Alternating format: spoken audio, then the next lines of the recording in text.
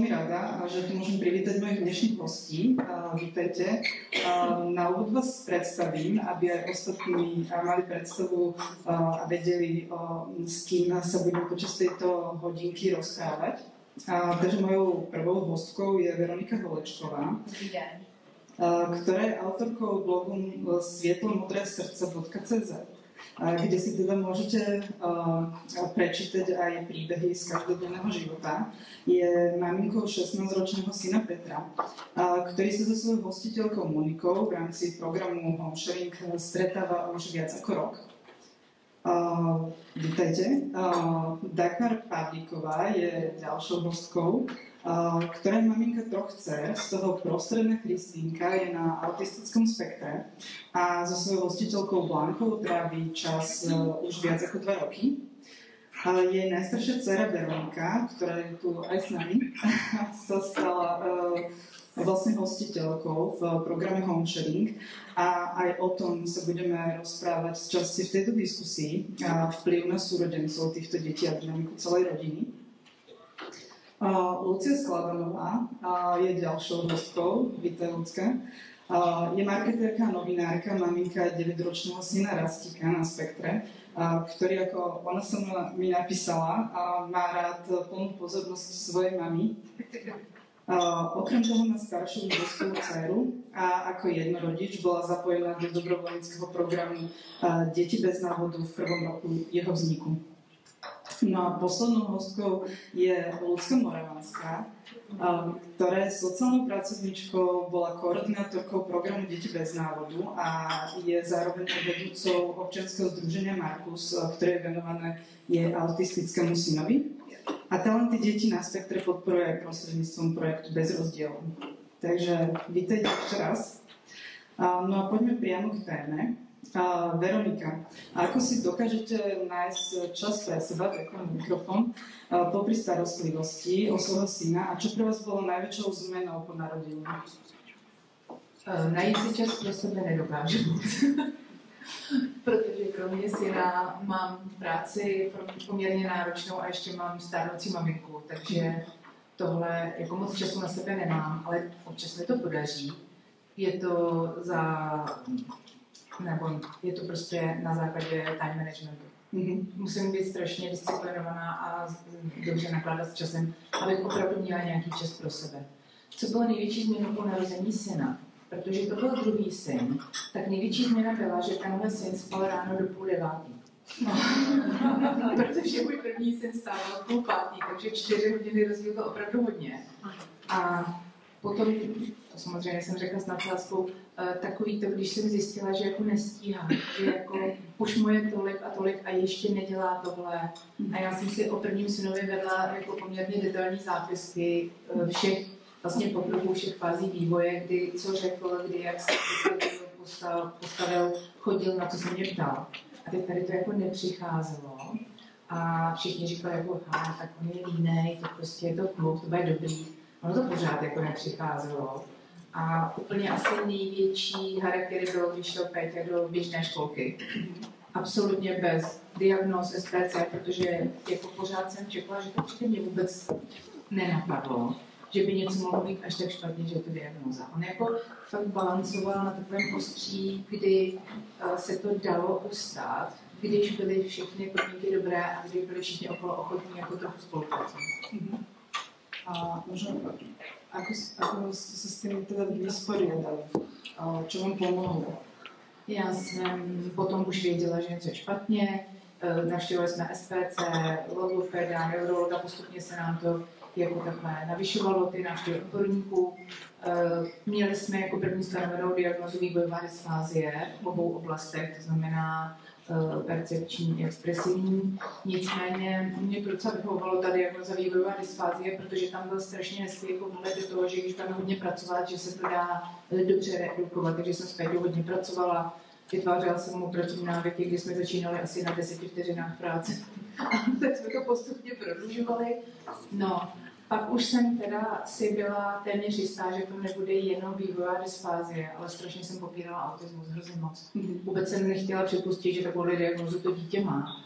A když už na mě tlačila i psychiatrička, i logopedka, jako nech tomu dát tu diagnózu, spoustu věcí to vyřeší, tak já pořád jsem říkala, ne, já nechci, aby měl jako nějakou nálepku, já nechci, aby měl stigma, protože jsem měla pocit, že to je fakt stigmatizující diagnóza. Bavíme se o situaci před 13 lety, dneska je to úplně jinde, protože je spousta zdrojů, kde se dá zjistit spousta informací, ale nebylo to tak. Já jsem pak hledala třeba o vývojové dysfázii informace na zahraničních webech, protože u nás nebylo skoro nic. A upírala jsem to fakt hodně, nakonec v 10 letech jsem povolila, jakože jo, teda, že mu tu diagnozu nechám napsat, protože paní psychiatrička byla tak chytrá, že mi říkala, ale tak já mu to tam teď jako napíšu a v 18 mu to rozpustím jiný diagnoza. Tak věděla na mě, prostě uměla to se mnou, takže jsem souhlasila. Pak jsem prožila 14 dní peklo na zemi, kdy jsem nemohla spát, pořád jsem brečela po nocích, vůbec jsem jako se s tím nedokázala srovnat. A jednoho rána jsem se probudila a vlastně jsem si říkala, že je to úplně jedno, jak se to jmenuje. Ten kluk je pořád stejný, pracovat si musím pořád stejně. A mým cílem je pomoct mu žít ten život tady, jak nejlíp on bude umět. Já jsem se jako otřásla z toho. Naštěstí to bylo v průběhu prázdnin, takže mi to nezasahovalo do práce, já jsem učitelka. A od toho dne, kdy jsem jako se to vzbudila, řekla si, že to je vlastně OK, tak náš svět se otočil o 360 stupňů, protože já si myslím, že fakt jako člověk vyzařuje to, jak se cítí. A to okolí na to tak reaguje. A od toho dne opravdu minimálně máme nějaký půtky s lidma na ulici. Asi i já na to jinak reaguju. Takže bylo to strašně těžké, strašně náročné období, ale mám to zase to. Cítím tú úľavu a rozumiem jej. Myslím si, že náhle je to o tom, že to, čo my vyžarujeme, tak oni veľmi pekne dávajú na vonok. Tiež to tak mám, že keď ja nie som v pohode, tak sa to prejaví aj na mojom synovi. Takže úplne vám rozumiem. Tak u vás je to, že hovoríte, že nemáte toľko voľného času. U vás je to ako tak? U mě je to asi tak nějak stejně, i když jako do práce nechodím, protože Kristýnka mě hodně zaměstnávala, ale i tak, tím, že jsem na holky sama, na 3 holky, tak ten volný čas moc nebyl. Ale hlídání taky není, protože takový čas nebyl.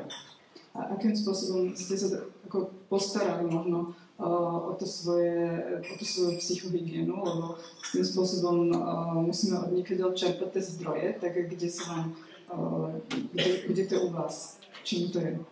Mě jako hodně pomáhala nejstarší dcera, s tím, že mi třeba právě jako i s Kristýnkou, takže asi díky ní jsem měla jako takhle více času na sebe, abych jako mohla, nevím, jít třeba ven nebo to, takže jsem hodně vděčná své nejstarší dceře. Takže asi díky ní. Aký je mezi nimi rozdíl? 7 letý, 6 roků, no, 6 něco. Tak to v podstate nie je ani tak veľa a je to určite, musí to byť úľava, keď máte takú oporu. Ľudská, vy ste ako jednorodič, áno, obidve ste, ale tam sa chcem, teba sa chcem opúčať. Áno. Ako bola pre teba najväčšia výzva a ako ti pomohol prekonávať tie prekažky programu Deti bez návodu? Najväčšia výzva, to asi ja neviem pomenovať, čo bola najväčšia výzva. To je celá jedna veľká výzva. A keď je človek v tomto staví, aspoň ja, akože som to tak nejak nestihala vnímať, že sú nejaké čiastkové výzvy. Skrátka, bol tu nový človečík, ktorý stále plakal, takmer nespal, nikoho iného okrem mňa občas svojho otca k sebe nepustil celé roky. Takže my, keď sme mali diagnózu, keď bol zdiagnostikovaný v jeho 7 rokoch, 8, tak mne sa paradoxne veľmi uľavilo, lebo dovtedy som to riešila, ako mi išlo v hlave, že to tak ja nejak nezvládam, že bolo to moje druhé dieťa, ktoré som mala v 40-ke a to je evidentne neskoro, lebo už ako nevládzem, už nemám toľko tých síl. Že som si to tak akože dávala na svoje plecia, takže po tej diagnoze sa mi uľavilo. Výzva asi áno, nájsť si v tomto všetkom čas pre seba, kvôli tomu, že ako jednorodič, hej, 2-3 zamestnania, ten syn si ma stále vyžaduje, dcéra je tam.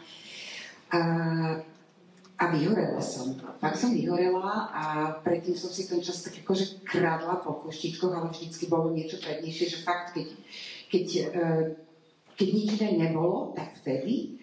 A teraz som si to vyslovene zaviedla do programu, mám to v diári a bude to tam, ako nech sa deje, čo sa deje. A nie sú to žiadne zázračné veci. Je to, že 2-krát do týždňa idem cvičiť, zavčasu ráno, o 4:30 vstávam, o 5:00 som vo fitku so svojou trénerkou. A raz za 2-3 týždne idem na fyzioterapiu, aby som dopriala troška aj svojmu telu uvoľnenie a raz za 2 týždne chodím na terapiu. Tiež to nie je, že som vždy akutná, ale aby som mala miesto, kde vypúšťam páru. A takto nejak sa snažím udržiavať. A ten program, to bolo... Keď sme zistili diagnózu, ja som ten rodič, ako ide hneď riešiť, tak som začala googliť. Prvé, čo mi prišlo, že takýto je dobrovoľnícky program. Bol nejaký október, tam sa uzatváral ten program v septembri. Napriek tomu som to vyskúšala, dovolala som sa tuto ľudské, ktorý som ešte nepoznala, že vyskúšam, či áno, či nie. Ten proces, dobrá správa bola, že povedali, že je tu šanca. Potešila som sa. Ten proces, ten potom asi sa k tomu dostaneme, opísať nejaký čas to trvalo, ale teda ja som to stále vnímala tak, že bude to niečo pre môjho syna, nejaká pomoc. Hej, lebo vtedy bol druhá problémy v škole s kamarátmi. On chodí do triedy pre mimoriadne nadané deti, kde ich je 14 alebo 11, skrátka máličko, ale nemal kamarátov. Každý deň ako chodil, väčšinu dní bolo, že nehrajú sa so mnou a šikanujú ma. Raz za 3 týždne sa stalo, že vieš čo, s Aďom som kamoš. A na ďalší deň prišlo, že už sa nekamošíme. Mňa to ako mamu veľmi trápilo, takže ja som chcela pre ňu kamarátku, niekoho, kto bude stabilný. A keď k nám teda prihudla tá dobrovoľnička, keď prišla k nám, okamžite si to kliklo. Potom sa tiež možno o tom baviť, aké je to párovanie dôležité, aké má na to aj pani Miera Hincová, neviem, kde sedí, kde sa mám pozrieť, ako to vie, lebo fakt to kliklo. A ja som bola až dojatá k slzám a dialo sa mi to opakovane, lebo si poviete, že hodinu a pol, raz za 2 týždne, keď k vám niekto príde, to akože čo, hej, ja to musím byť. Môžem spať, keby som chcela, môžem si dať váňu, keby som chcela, môžem robiť, ale tá 1,5 hodina to je nič, to takto ujde. To bola taká úľava, že tomu dieťaťu sa niekto venuje. A len stačí, že sa tam vyskytujem, že viem, že je OK. Ja mám teraz zimom riavky, keď o tom hovorím. Bola to obrovská pomoc, strašne som za to vďačná a želala by som to každému, kto to potrebuje, aby toto zažil. Veľmi som si za tú hodinu dokázala oddychnúť, dokázala som vypnúť. Asi dlho rozprávam. Ale mňa teda zaujalo presne to, čo si povedala, že poprvé, že si stanovil naozaj ten čas, na ktorom ako keby, že trváš, ktorý je v tom tvojom kalendári. A naozaj cítiť ako keby tú úľavu z toho, že je to naozaj niekedy aj o nás, o tom, že aby sme sa spravili tú prioritu v tom svojom voľnom čase. Ľudská, 2. Ty si takisto jednorodič, ale teda ty si koordinovala proces dobrovoľníkov, teda zariadenie dobrovoľníkov v rámci tohto projektu, ale sama máš teda syna na autistickom spektre. Možno, či ťa to ovplyvnilo, to, že si bola v tomto programu aj v tej starostlivosti o seba, či si niečo uvedomila vďaka tomu, že si koordinovala aj tento program a bola si neúčastná? No, tak ako bolo spomínané, som mamou 9-ročného autistického syna a som mamou na plný úväzok, keďže som jednorodič. A vlastne pri tej realizácii toho pilotného programu Deti bez návodu ma vlastne Vierka oslovila a vlastne tento program bol zameraný práve na tento pilotný program, na začínanie tých dobrovoľníkov práve do tých jednorodičovských rodín. A keďže tým, že mám osobnú skúsenosť práve s jednorodičovstvom, aj viem, aké sú potreby tých rodín a podobne, tak to úplne bola skvelá výzva. Pre mňa bola to aj taká motivácia nielen po tej pracovnej stránke, už tým, že sa niečo robí pre takéto rodiny, ako mám ja, že wow, tak samozrejme, že ščerpala som aj pre svoj osobný život z tohto programu a z toho, že už to ide do popredia, že už aj my sa nikam dostávame, lebo nebola som vždy ako jednorodič,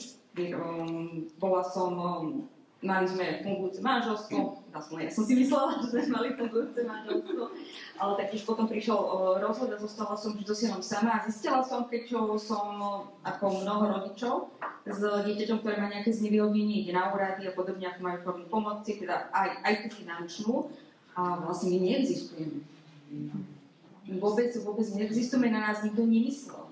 A práve vtedy sa objavila aj Vierka s týmto dobrovoľníckým programom Deti bez návodu a hovorím, do toho musím ísť, to je strašne veľká výzva aj motivácia a všetko v jednom. A ešte nehovoriac o tom, že organizátorkou tohto projektu je naša skvelá Vierka Nicová, ktorá je obrovský zdroj opory a podpory. Nie len pre mňa ako pre koordinátorku, ale aj pre mňa ako osobu, za čo som jej nesmierne vďačná.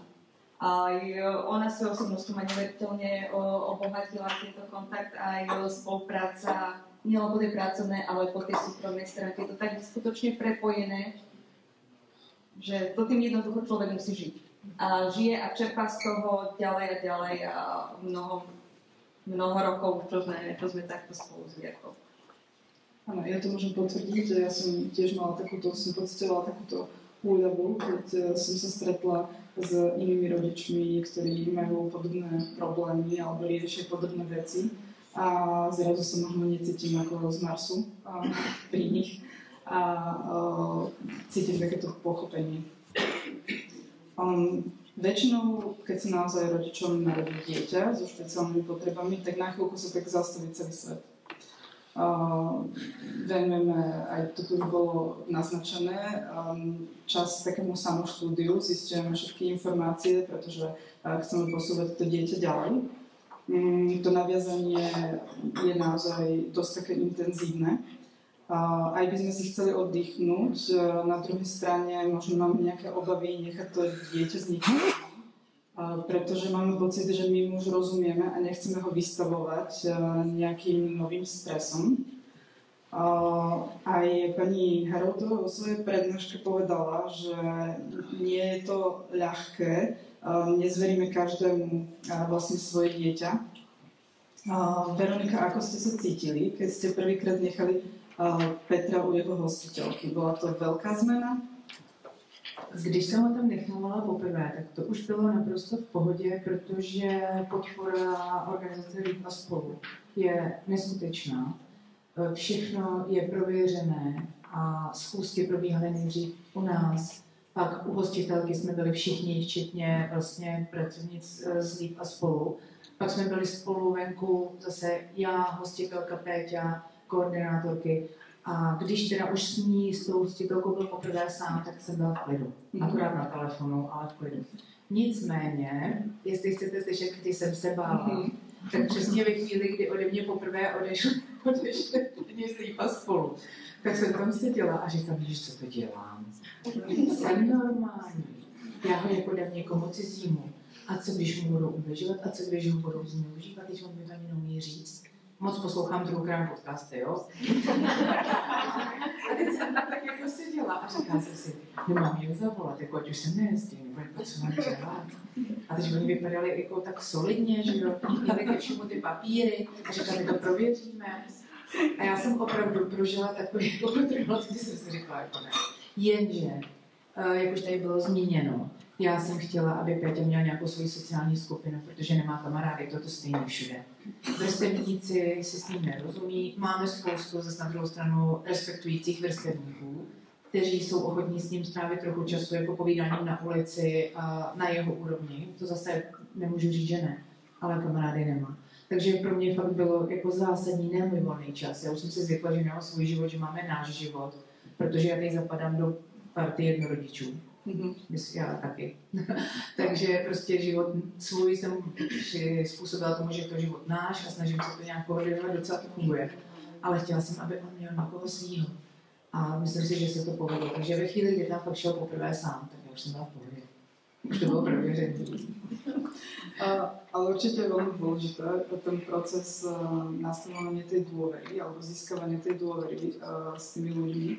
A asi treba naozaj taký ten postupný proces, hej, že tá dôvera sa asi buduje vo všeobecnosti, je to dlhodobejší proces. Spomínate si aj na nejaký moment, že kedy to naozaj, že ste si povedali, že a teraz ako naozaj dôverujem tomu človeku? To přišlo poměrně rychle, protože přece jenom Děčín, kde my bydlíme, není úplně velké město. A shodou okolností vlastně po první nebo druhé schůzce se ozvala jedna moje kamarádka a říká, tak vy máte naší Monču? A já opět, že? A řekla mi vlastně o naší hostitelce spoustu velmi pozitivních referencí, protože jí sama svěřovala děti na hlídání, když byly malí. Takže mě hrozně tady to odpadlo. Určitě ta důvěra potom už mohla být postavená strašně rychle. Myslím si, kdyby tam tohle nebylo, tahle informace, tak by to nebyla tak rychle. Takže nedokážu to posoudit, protože jsem měla to za vlastně svou berličku. Ok, ďakujem. Dagmar, čo bolo pre vás možno najťažšie, keď sa Kristýnka začala stretávať so svojou hostiteľkou a možno ako ste to komunikovali aj v rodine?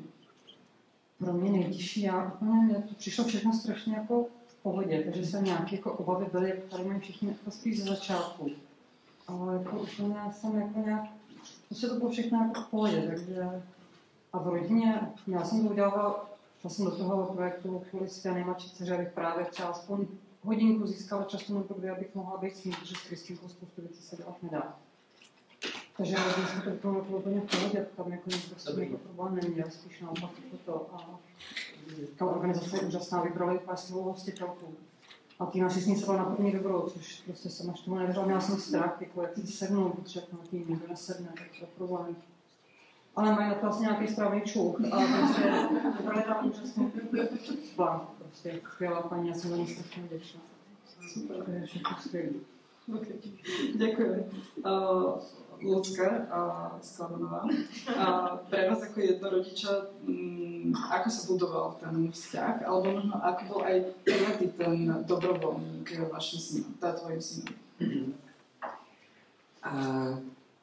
No, ono tiež, kým k nám prišla dobrovoľníčka do rodiny, tak tomu predchádzali stretnutia, kedy som sa ja stretla najskôr s koordinátorkou, tu s Ľudskou, aby ja som priplňala nejaký dotazník, my sme sa potom osobne stretli, aby boli dobre odkomunikované veci z mojej strany a o synovi a takisto zo strany Hansu. Potom nasledovalo stretnutie s dobrovoľníčkou a koordinátorkou. Takže ešte stále, ešte stále do toho nebol zapojený ten môj syn, ešte stále som ja ako mohla. Ešte o tom ani nevedel. Hej? Že, ja som si to nechávala, až keď som si bola istá, že by to mohlo fungovať, až vtedy som mu ja toto predstavila, že teda príde k nám takáto dievčina, ktorá s tebou bude robiť to, čo ty chceš. A bude to tak, ako ty chceš, hej? Keď sa ti nebude páčiť, tak ako tu nemusí byť, lebo sa tak čudoval, že niekto k nám, do nášho prostredia, akože, že prečo. A fakt si klikli a bola to výborná dievčina. Ona potom bohužiaľ ukončovala štúdium, časovo to nestíhala. Ale zostal medzi nimi taký ten vzťah, že Rastík sa občas na ňu pýtal a toto sme sa dokonca stretli na pár hodín spoločne, takže že už k nám nechodí, ale je to tam a on si zažil také, že je dôležitý pre niekoho iného a že sa ho niekto pýta a že sa ho pýta na tie veci, ktoré jeho zaujímajú, čo predtým akože nezažil. Okrem mňa to nikdy nezažil, takže táto skúsenosť pre ňa bola určite veľmi obohacujúca. Ďakujem. Ono to tak vyzerá tak ideálne, že hneď si všetci ako keby tak klikli. Ľudská, možno taká otázka na teba, že v rámci toho koordinovania si bola v intenzívnom kontakte s viacerými rodičmi. Viacerí mali asi aj nejaké obavy do toho, akým spôsobom si pracovala, alebo sa v rámci toho celého programu pracuje s týmito obavami rodičov. A čo boli tie najčastejšie? Ja by som povedala, že asi taká jednotná obava všetkých rodičov bola, že či si kliknú, či si začne to dieťa s tým dobrovoľníkom a ako sa oni majú správať k tomu dobrovoľníkovi, ako ho privítať, že k domácnosti, lebo je to dosť súkromný, osobný priestor každého z nás. A akože Ľudská spomínala, bol to dlhodobý proces. My sme v podstate nielen teda dobrovoľníci absolvovali teda mnohopočetné školenia, ale my sme si pripravili v rámci dobrovoľníckeho programu Deti bez návodu aj taký kurz pre rodičov, školení kurz. Vlastne zamerali sme sa na to, aby sme sa my vzájomne osobne spoznali, aby sme si zladili očakávania od organizácie, od jednorodiča a zároveň sme ich aj informovali podrobnejšie o našom dobrovoľníckom programe. Sme mali také prvotné stretnutie s rodičmi v Trenčianskom kraji a v Bratislavskom. V týchto dvoch kraji vlastne sa realizoval tento pilotný program. Potom sme si pripravili aj také skupinové stretnutie pre všetkých rodičov, aj z Trenčianského aj Bratislavského kraja v jednom centre v Senci, kde sme taktiež chceli podporiť tú vzájomnú komunikáciu aj spoluprácu medzi nami aj medzi rodičmi navzájom. Po tomto stretnutí sme ešte stále boli v takej fáze, že sme ich začali postupne zoznamovať najprv s dobrovoľníkmi bez prítomnosti dieťaťa, pretože bolo pre nás dôležité nielen, aby si ten rodič, aby si ten dobrovoľník sadol s tým dieťaťom, ale aj ten rodič s tým dobrovoľníkom, nakoľko ten dobrovoľník vstupuje do toho domáceho prostredia tej rodiny, tak bol aj tento vzťah pre nás veľmi dôležitý a chceli sme aj tento vzťah podporovať. Takže sme ich stárovali podľa toho, ako rodičia vypisovali podrobný dotazník, ako Ľudská spomínala, ale aj dobrovoľníci taktiež vypisovali takéto podrobnejšie dotazníky a tam sme potom vyberali či už podľa veku dieťaťa, podľa záujmov dieťaťa, podľa lokality, že kto by sa s tým asi tak hodil. Vyšlo nám úplne, že všetko presne. Za to bolo až neuveriteľné, to som veľmi vďačná, že sa nám to zvierko podarilo takto stárovať všetkých. A vlastne potom teda prebiehalo to také prvotné stretnutie s rodič a dobrovoľník, ale aj za našej stále prítomnosti, buď za mojej, alebo za Vierkine. A tu sme sa ešte stále vo fáze, kedy sa aj ten dobrovoľník, aj ten rodič mohol rozhodnúť, teda, že či ide do toho, alebo nejde. A až vlastne, keď sme si všetci povedali, že áno, ideme do toho, môže to byť v takýto zostave, vyskúšame to, že už to bolo to, že aj začali stále upadať každým týmto stretnutím tie obavy tých rodičov začali padať. Keď spoznali najprv nás, keď sa spoznali aj rodičia medzi sebou, keď sa rodič spoznal potom s tým dobrovoľníkom a tam sme im dali aj nejaké tipy, keď ho chceli, že ako teda tie dobrovoľníka privítať a podobne. Dobrovoľník sa už sám pýtal, že a taktiež, ako má pristupovať k tej rodine, čo urobiť, ako privítať, čo musí vyvarovať a podobne. A potom vlastne vstúpil už ten dobrovoľník priamo do tých dverí a potom sme mali také spätné reakcie ako tu od Ľudsky, že pri tých našich deťoch je to, by som si dovolila povedať, že buď to klikne hneď, alebo to neklikne. A u nás to tak kliklo, že sme bez problémov fungovali. A samozrejme, že rodičia mali aj rodičia, nielen dobrovoľníci, mali počas celého programu k dispozícii nejakú koordinátorku. My sme telefonovali na každotýždennej báze. Ja ako koordinátorka aj s dobrovoľníkmi, ale aj s rodičmi. Ako sa majú, ako to oni vidia ten vzťah, či je podľa nich všetko v poriadku podobne. Čiže my sme mali neustálu sieť pomoci a podpory pripravenú pre tých dobrovoľníkov aj pre tých rodičov. A samozrejme, že tí dobrovoľníci nie len absolvovali školenia, ale taktiež podpisovali aj etický kódex, ktorý bol zameraný na prístupy k deťom a samozrejme aj ich práv a podobne. Čiže myslím si, že sme to celkom dobre pochopili a toto všetko nám pomohlo odstrániť tie obavy. Môžem sa spýtať, že v ktorej fáze dieťa bolo vtiahnuté? Či už rovno len keď prišiel dobrovoľník do domácnosti? Áno, až v tej fáze, keď prišiel ten dobrovoľník do domácnosti. Ale samozrejme, všetci podpisovali súhlas so zapojením do programu. Dobrovoľník, rodič, ale aj to samotné dieťa. Aj od neho sme si pýtali súhlas a svojím spôsobom, ktorý bol každému dieťaťu primeraný, dával taktiež aj písomný súhlas s účasťou na tom programe, že chce byť naozaj aj to dieťa zapojené. Nie, že by to len, že rodič urobil za ním. Čo v podstate to nie je iba tak, je to naozaj komplexný súbor krokov a rovnako je to aj v home sharingu. Myslím, že aj vy tam máte etický kódex, ak sa nemýlim, že? Čiže naozaj, ako keby ja to vnímam aj z toho vášho správania, že je to naozaj veľa krokov, postupných krokov budovania dôvery a overovania si, že v akej fáze ten rodič, dobrovoľník, hostiteľ je, aby naozaj sa vedeli detekovať tie potreby alebo aj obavy jednotlivých aktérov. A naozaj by to v podstate kliklo nakoniec. Oba programy rozširujú deťom na spektre okruh najbližších osôb, na ktoré sú vlastne zvyknuté. Hostitelia aj dobrovoľníci vlastne trávia ten čas tými aktivitami, ktoré zaujímajú dieťa. A deti získavajú nové podnety naozaj od iných osôb. Ako interakcia s hostiteľmi alebo dobrovoľníkmi posunula vaše dieťa, napríklad aj v emocionálnej alebo sociálnej oblasti? Aké zlepšenia boli? No, u nás zlepšení určitě pro Kristýnku je taková nějaká samostatnost trošku, protože banka s ní dělá určitě věci, které třeba já s ní dodělám.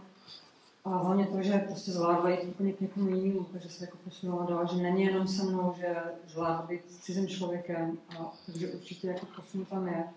A je to všechno pro ně jenom dobrý, protože říkám, dělá spoustu věcí, které jsme děláme spolu a takže sami jenom pozitivní.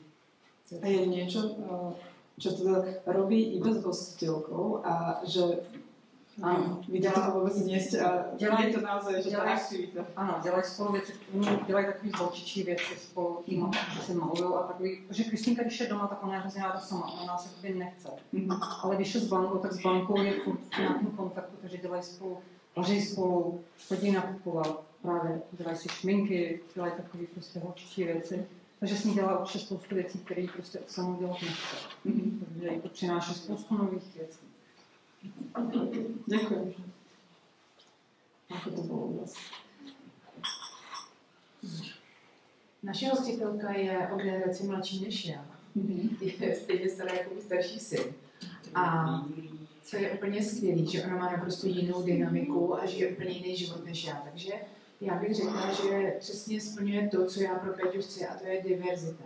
Já prostě chci, aby měl nový zážitky, aby poznával nový místa. A díky tomu, jak ona má všechno jinak, tak prostě Petě to tam zažívá. Oni mají třeba velkýho psa, Petě si určitě psů bál docela dlouho. Tak tady toho psa se vůbec nebojí, prostě toho psa zbožňuje. Mají doma králíky. Myslím si, že předtím by taky na králíka nesáhne. Tak. A ona má pro ně velký porozumění, takže dokáže prostě ho vzít někam, kde jemu se líbí. A je to zase jiný místo, než bych vybrala já. Se mnou třeba Petě odmítá jít do knihovny například, že prostě nesnáší čtení, že jo. Ale pak přijde a říká, my jsme s Mončou byli v knihovně. A je to strašně hezký, protože určitě to víte, že ty děti si prostě udělají nějaký vzorec chování a to chování opakujou. A jestliže on se mnou jednou šel do knihovny a rozhodl, že se mu tam nelíbí, tak to bude trvat několik let, než se mi povede, abych třeba to změnila. Ale ještě s Mončou byl v knihovně, že?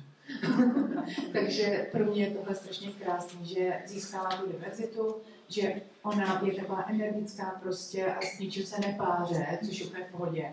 A co musím jako hrozně moc vyzdvihnout, vlastně v loni na jaře Pětě dostal svůj první epileptický záchvat, byl jsme s tím v nemocnici, takže zase jsem měla čeho se bát. A nechtěla jsem ho opět nikam dávat, nejen z důvodu jako strachu od toho Péťu, ale taky z důvodu, že jsem nechtěla na někoho přenášet tu zodpovědnost, protože vzít si dítě s epilepsií někam, jako zvlášť zase, když o té epilepsii to moc nevíte, tak máte z toho úplně amok a strach, ale vlastně Monča se toho zhostila a říkala, ale já to zvládnu. A stejně tak vlastně mi pozbuzoval můj starší syn a řekl, mami, prosím tě, když někdo se rozhodne, že za něj tu zodpovědnost převezme, tak mi dej. A to samý vlastně neřekla terapeutka. Takže jsem to jako zpracovala a posunula jsem to. Vlastně i díky třeba tomu, že máme ten home sharing, tak jsem na tom pracovala, abych tohle zvládala, abych prostě nebyla zase přecitlivěla, že Peťo má to psy a to všechno fungovalo dobře. To super, že máte takého parťáka, ktorý do toho ide. Lebo častokrát je to asi o tom, že potrebujeme niekedy tak nakopnúť do toho, aby sme išli. Čo ale ja veľmi cítim, je, že v podstate vás teší, že robia tie iné aktivity s niekým iným, do ktorých by nešli. Čiže nie je tam presne to, že prečo to so mnou nechce robiť.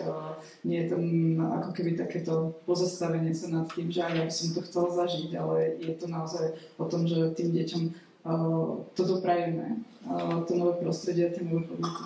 Tak já to beru jako, že to je nový prostředí, nový svět a že právě tam patří ty věci nový. A jako nežádám na to, že to se mnou nedělám vůbec.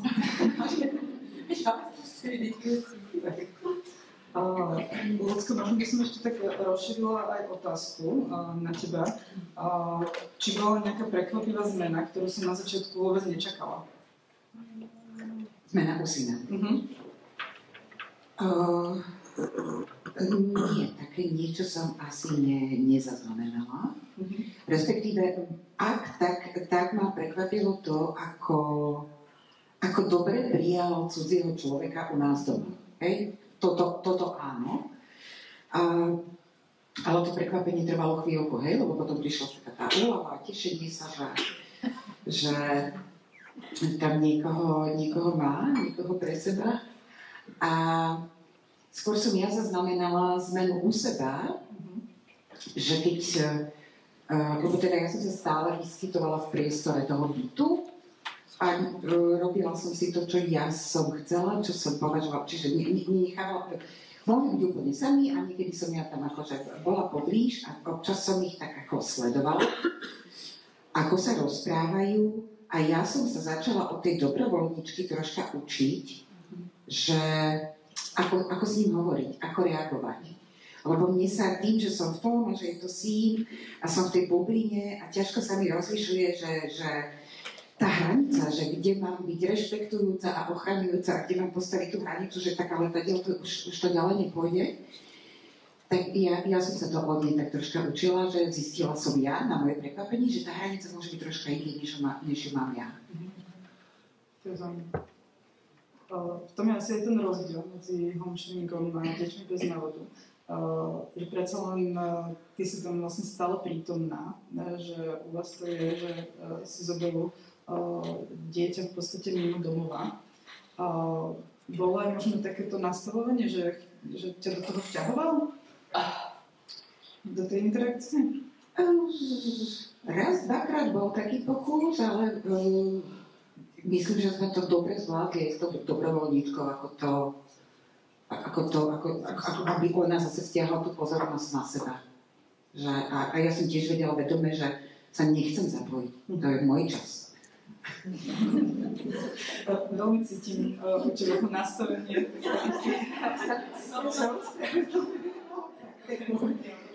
My, čo máme deti na spektrálu, s nimi pracujeme, asi vieme, ako si to musíme strážiť. Že je to vzácne a musíme si to strážiť práve kvôli tomu, aby sme tu potom pre ne zase mohli byť. Že to není... Vyznieva to egoisticky, ale slúži to. Môžem sa pýtať? Ja tak akože strážim tých našich autistov v Martine. Ja mám takú skúsenosť, že sa tie deti chovajú inak, keď sú bez rodičov. Že to je, ako niekedy mám pocit, že najväčšou bezdou pre autistu sme práve my rodičia. Ale akože neber to ani ako žiadnu úražku, lebo tie deti sa správajú úplne inak. A ja som zažila takú skúsenosť, že som mamu musela poslať preč, pretože jedným jediným slovom to dieťa priviedla do ataku. Takisto im hovorili, že nesmú škaredo hovoriť, aj keď sú to imbecili, idioti, čo im píšu, že nemajú škaredo hovoriť o svojich deťoch, pretože tí deti tomu rozumejú. Neviem ako, ale tomu rozumejú. A oni sa prirodzene bránia. A Takže ja sa pýtam, že či teda aj na tom Slovensku by sa nešlo cestou toho homesharingu, teda že vlastne tie deti idú z toho domáceho prostredia k tým hostiteľom, lebo ja mám skutočne takú skúsenosť, že my sme s Alexom neverbálni, hej, a my sme išli na vlak, je to také moje dobrodružstvo, ale musím sa s tými deťmi spoznať, hej. Je to sposa Koniec, tam sa stretávame, najprv to bolo len v tom priestore, ale my sme išli na vlak, my sme išli na autobus. Samozrejme boli obavy, hej, že Alex sedel a boli sme skoro na Konečnej. A potom som odpozorovala, že on sa postaví vtedy, keď autobus zastane. Hej, on som prestala mať z toho obavy, hej, že to tiež ako, že sa človek stále učí. Lenže mne sa tá cesta homesharingu zdá teda aj pre to dieťa, aj pre toho rodiča teda nie že lepšia, ale každá pomoc je dobrá, hej. Ale to, že to dieťa je mimo toho prostredia a aj vlastne ten rodič má viacej času pre seba, tak moja skúsenosť je taká, že sa tie deti správajú s rodičmi. A neviem, možno je to otázka aj na nás maminky, že či tie deti ako niekedy tak ako nechcú vás tak vydierať, či sa naozaj venujú len tej komunikácii s tým hostiteľom a dieťa, alebo či náhodou nezasahujú, alebo nechcú sa správať tak, ako je to bežne u nich. Je to teda, neviem, no to je taký môj názor. Ja by som možno iba tak ako nadviezla, že ja cítim ľudský veľkú úlohu, ktorá s tým prišla a aj to nastavenie hranica. Vnímam vôbec tú prípravu tých rodičov na to, že prechádzajú aj oni rôznymi školeniami, kde seba poznávajú sami seba a rovnako aj prejavy toho autizmu svojich detí, akým spôsobom majú s tým v podstate pracovať. A je to celé, naozaj, že sa tu rozprávame o tom celoživotnom vzdelávaní a to celoživotné vzdelávanie nie len u tých hostiteľov a u tých dobrovoľníkov, ale aj u tých rodičov. A nie je to asi spojené iba pri vzdelávaní rodičov detí, ktorí majú na spektre autizmu, ale vo všeobecnosti rodičov ako takých, že celé je to o tom vzdelávaní, o tom, že spoznávame seba, spoznávame svoje hranice, spoznávame hranice svojich detí, ich potreby. A ja tu cítim pri všetkých vás, že naozaj máte ako keby ten záujem spoznávať svoje dieťa, ste radi, že tí hostitelia alebo tí dobrovoľníci v podstate inak pracujú s tým dieťaťom a tak ako aj ty si ľudsko povedal, že vlastne sama si niečo naučila.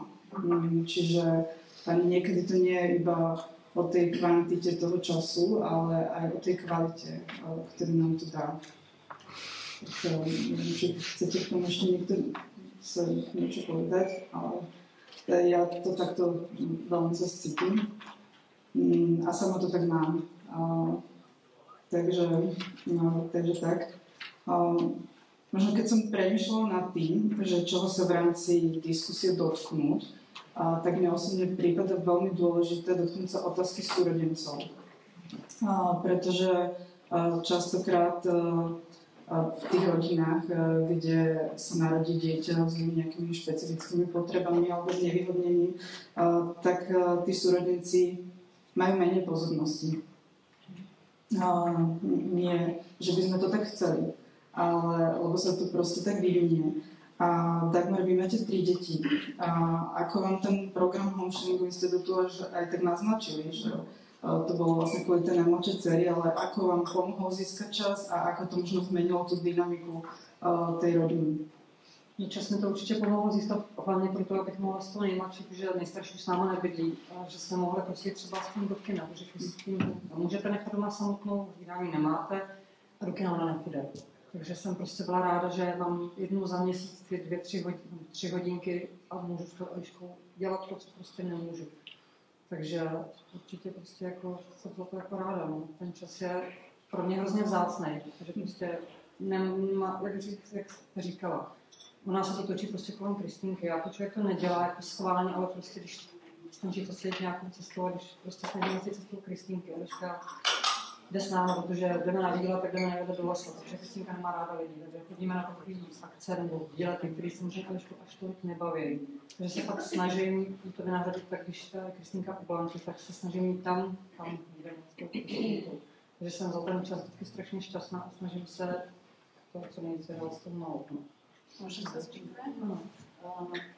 Tá najmladšia dcerka, ako vníma ten monšering? Akú vám dáva ona na to spätnú?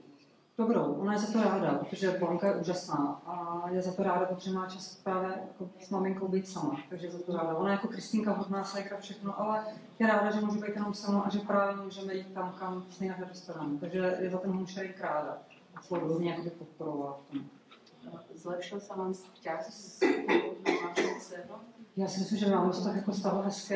Se snažíme jako spolu být furt jako v nějakém dobrým kontaktu, spolu hodně mluvíme, hodně spolu jako doma teda trávíme času, takže já si myslím, že máme vztah stále dobrý i před monšerinkem i po monšerinkem. A jaký tam je takový rozdíl? Mezi holkama je taky tak 6 let, 7 let věkový rozdíl. Já to mám tak hezky po sobě. Ďakujem. Veronika Petr má tiež staršieho brata. Ako to bolo u vás s časom a pozornosťou? Mezi nimi je 13 letý věkový rozdíl, takže jeho starší bratr byl takový hodně samostatný. Nicméně jako první reakce na to, že jsem narodil bratříček, udělal nějaký průšvih někde, poprvé se opil a ještě někde sprejoval. Takže on se mě dal vědět, tam jsme to až k soudu. Nicméně nebojte se, když by se vám to přehodil v pubertě, jeho starší bratr je lékař, ano, dneska. Ten od toho soudu.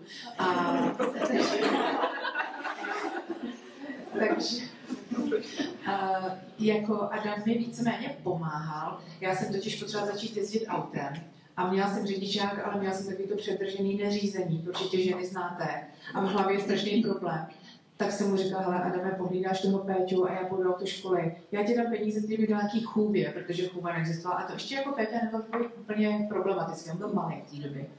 A později, vlastně, když už u Péti začaly ty problémy, tak Adamovi bylo 17, 18, končil Gimpl, ale byl vždycky ochotný jako s ním pomoct, měl pro ní porozumění. Nicméně potom odešel do Prahy na studia a vždycky, když přijel, tak strašně špatně zvládal ráno, jo? Protože u nás se ráno vstane a buď to tam vyjede metro, nebo vyjede vlak nějaký hlášení, nebo se hlásí blízu, jo? Prostě hned tam nějaký hluk. A teď ten Adam tam seděl u té snídaně a říkal, jak tohle můžeš dát. A já říkám, já nemůžu, já musím, veď. Proto stávám o 3/4 hodiny dřív, abych měla nejdřív klid a pak už to člověk unese. Nicméně Adam je opravdu v Péťovi strašně hodnej, chápavej a někdy u mě Péťa tady, tak já úplně některé věci musím říct trošku jako okolo. Prostě stalo se, že pod stromečkem měl Pétě nějaký voucher od Ježíška a brácha ho pak vzal vždycky do nějakého zábavního parku na celý den a fakt se mu pověnoval, jakože pojedeme mami vlakem, jo, a já říkám, no tak nemusíš, můžete jít autem. Mami, on milujete vlaky, já to vydržím, já to zvládnu. Takže prostě jeli vlakem do Prahy, do Majalandu, hrozně si to užili. Pak jeli do Oscarova světa, jo, a Adam má pro ní naprostý porozumění. A myslím si, že ještě jako ta kombinace s tím, že vystudoval medicínu, to tam je taky strašná spousta jako jiných vzhledů. A je to za mě to úžasný. Oni jsme strašně rádi, Peťa ho miluje. A zase to přineslo to dobro, že vždycky, když přijdeme někam do nemocnice, kde Peťa samozřejmě má hysteráky nebo mýval, tak vždycky říká, můj brácha je doktor. A prostě můj brácha teď jezdí na záchrance. Jo, to zase včera říkal, jsme tady byla takový akci juniorské záchranky, můj brácha jezdí na záchrance.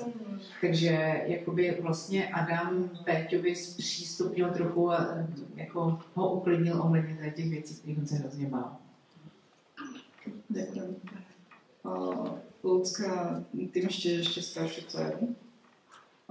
Ako to bolo u vás? Áno, tiež akože 2 jedináčikov. Keď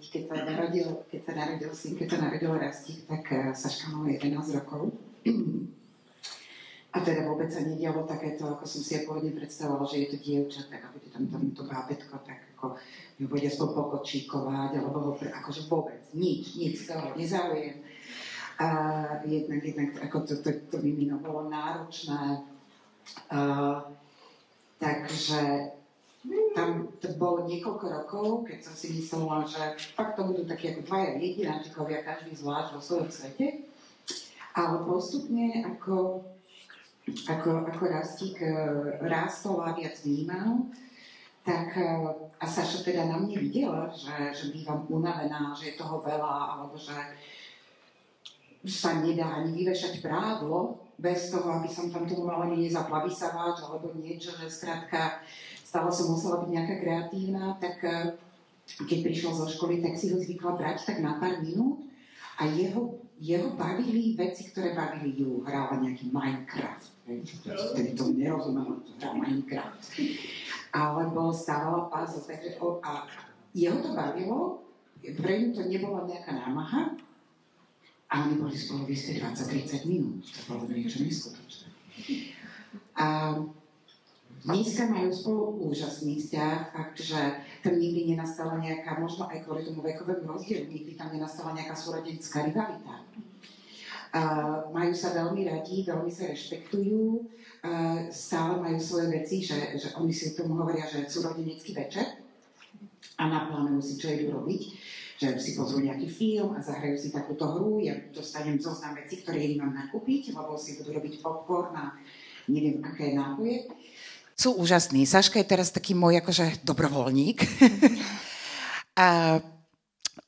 Odišla z domu, je na vysokej škole, býva doma veľmi málo a tiež musím dávať pozor na to, aby som ju veľmi tým nezaťažila. Hej, že lebo mne to dobre padne, keď sú oni spolu, ale zase však ona má svoj život a tak.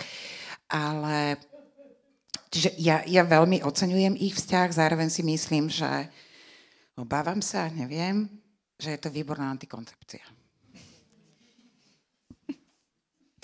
OK. Ďakujem.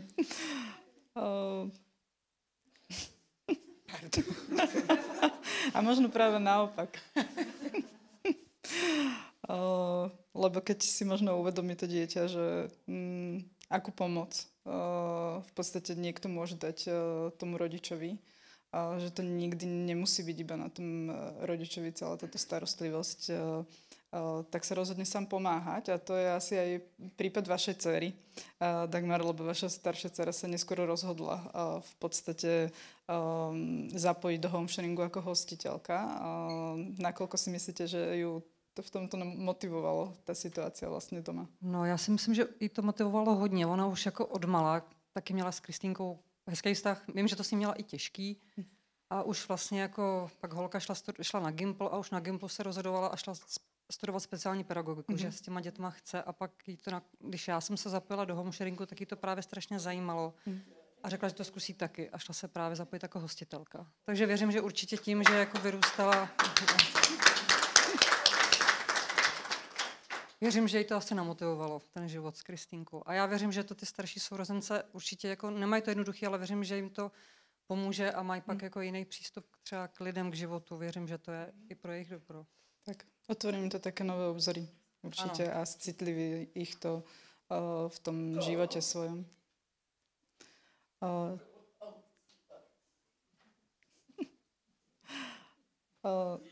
Starostlivosť o tieto výnimočné deti je ale častokrát spojená aj s takým pocitom izolácie. Naozaj, tak ako tu bolo povedané, to nápadné správanie, odpadávanie tých známych, niekedy naozaj aj rodiny. Nie je ľahké.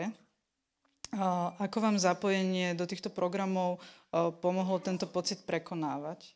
A v čom to bolo pre vás také nápomocné? Kludně, ještě. No. Asi jako izolace jako přetrvává stále, že jo, člověk jako ten homesharing jako je jednou třeba za měsíc, takže to ale určitě jako ta izolace tam u mě je jako pořád. Já jako sa většinu času hodně doma neděláme věci, které děláme, kamarádů moc není, protože postupem času se ty kamarádi vytratili, protože prostě člověk nemohl vzít to dítě a nemohl dělat takové ty věci, jako pojďme na hřiště, pojďme tamhle, tak se to prostě rodina taky úplně jako není taková jako mámka moje, no možná brácha, ale přijde mi, že to je furt jako tak nějak stejný. Mm.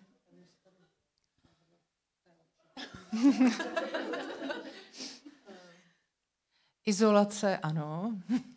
Já si myslím, že hrozně se změnilo jako to, jak já prožívám okolí, nebo lidi ve svém okolí. Protože jsem neustále jako přehlcená těma zvukama a těma potřebama toho Péti, tak já jsem se z extroverta těžkýho stala jako hodně introvert. A když jsem se poprvé přistihla, že si užívám sezení sama na zahradě, na chalupě, že tam nikdo není, nikdo nemluví a já jsem tam happy, tak jsem byla hodně překvapená. To jsem sama sebe překvapila.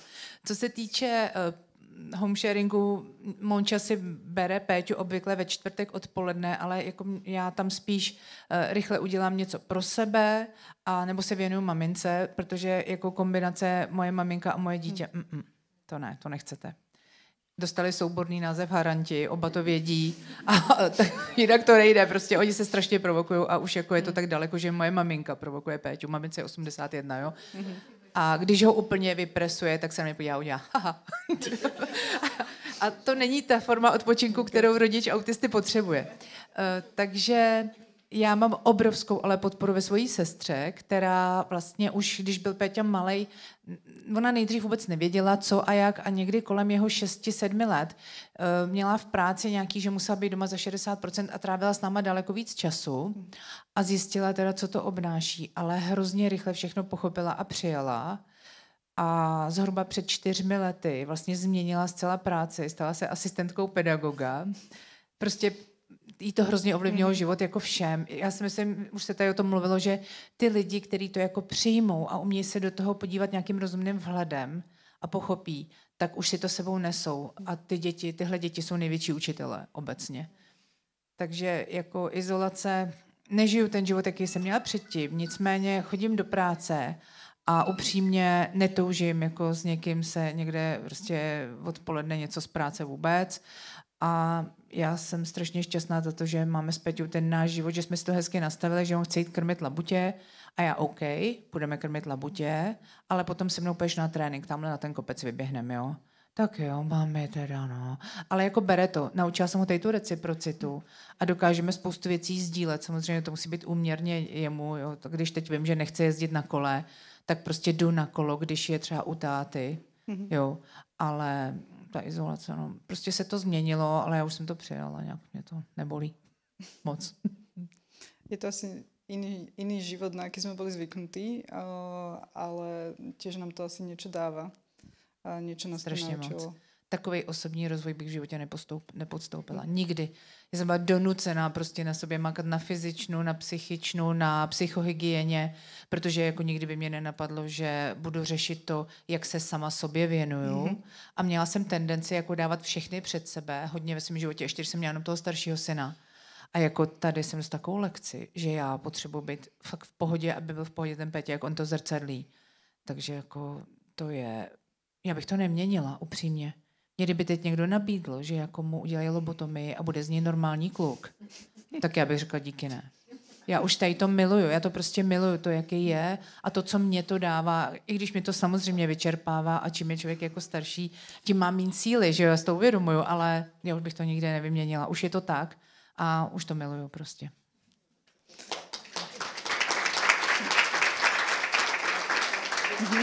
Hej, dobre. Jasné. Nikoho nebudem zdržiavať z obeda. Ale teda k tej sociálnej izolácii, čo mne veľmi pomohlo, alebo teda, a je to, a neviem, či sa to v tom homesharingu deje, práve sa to deje pri tých dobrovoľníkoch a to, že sme sa začali stretávať rodičia, že ja som si vytvorila novú komunitu. Komunitu, kde si nepripadám ako Marťan, kde moje dieťa není Marťan, kde to nemusíme všetko vysvetľovať. A za toto som nesmierne vďačná. A aj Ľudská organizuje veci, alebo Vierka Hincová a my precestujeme niekedy štvrť Slovenska, ale však Slovensko je malé. A ten syn, to je pre mňa tiež veľmi dôležitý poznatok, že sú tam častokrát cudzí ľudia preňho, ale je to prijímajúce prostredie. A to rozhodne. My ideme tam, kde mi minule bolo tak dobre. A ideme. Takže nemám pocit, že som bez ľudí, lebo som s ľuďmi, a nie sme spolu často, ale som s ľuďmi, kde viem, kde môžem povedať, že vieš, tak som unavená. Akože na klinec by som ho rada zavesila chvíľami. Nevymenila by som ho za nič na svete. Ale sú také momenty a ten rodič tomu rozumie a vie, že nie som zlý rodič, že nemusí mať výčitky svedomia. Toto je ďalšie pre mňa obrovské plus takéhoto dobrovoľníckeho programu, to sieťovanie takýchto ľudí. Iba to som chcela. Super, ďakujem veľmi pekne. Ja to tiež tak mám, že je asi to najcennejšie, to príjmajúce prostredie, zažiť ten pocit, že sa nemusím hanbiť, nemusím to riešiť a nemusím nikoho, svoju rodinu vlastne ospravedlňovať pred inými. Takže ďakujem vám veľmi pekne za túto diskusiu, za vaše úprimné zdieľania a inšpiratívne príbehy.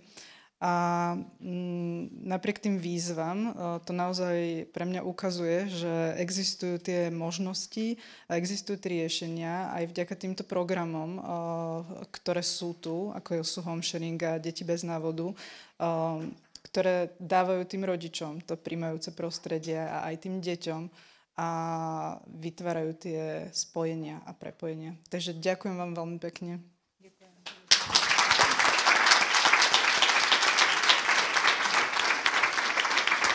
No a teraz nás čaká teda obed.